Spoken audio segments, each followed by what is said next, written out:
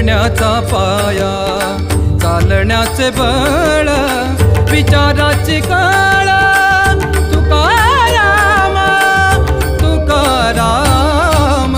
जगण्याचा पाया, चालण्याचे बळ, जगण्याचा पाया.